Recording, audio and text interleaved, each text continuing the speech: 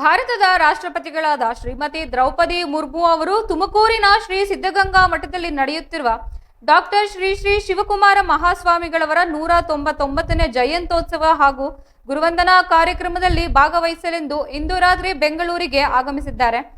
ರಾಷ್ಟ್ರಪತಿಗಳು ಭಾರತೀಯ ವಾಯುಸೇನೆಯ ವಿಶೇಷ ವಿಮಾನದ ಮೂಲಕ HAL ವಿಮಾನ ನಿಲ್ದಾಣಕ್ಕೆ ಬಂದಿಳಿದಿದ್ದು, ವಿಮಾನ ನಿಲ್ದಾಣದಲ್ಲಿ ರಾಜ್ಯಪಾಲರಾದ ತಾವರ್ ಚಂದ್ ಗೆಹ್ಲೋಟ್ ಅವರು ರಾಷ್ಟ್ರಪತಿಗಳನ್ನ ಆತ್ಮೀಯವಾಗಿ ಬರಮಾಡಿಕೊಂಡಿದ್ದಾರೆ.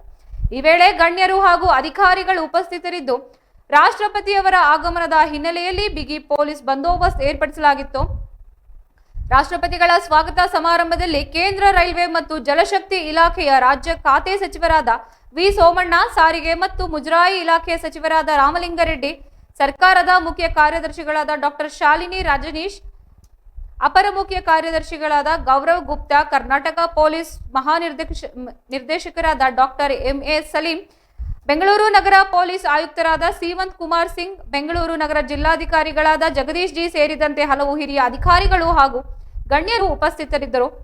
ರಾಷ್ಟ್ರಪತಿಗಳಿಗೆ ಆತ್ಮೀಯ ಸ್ವಾಗತ ಕೋರಿದ್ದು, HAL ವಿಮಾನ ನಿಲ್ದಾಣದಿಂದ ಆಗಮಿಸಿದ ನಂತರ ರಾಷ್ಟ್ರಪತಿಗಳು ಲೋಕಭವನಕ್ಕೆ ತೆರಳಿದ್ದು, ಅಲ್ಲಿ ವಾಸ್ತವ್ಯ ಮಾಡಲಿದ್ದು, ನಾಳೆ ಕಾರ್ಯಕ್ರಮದಲ್ಲಿ ಭಾಗವಹಿಸಲಿದ್ದಾರೆ ಎಂದು ತಿಳಿದು ಬಂದಿದೆ.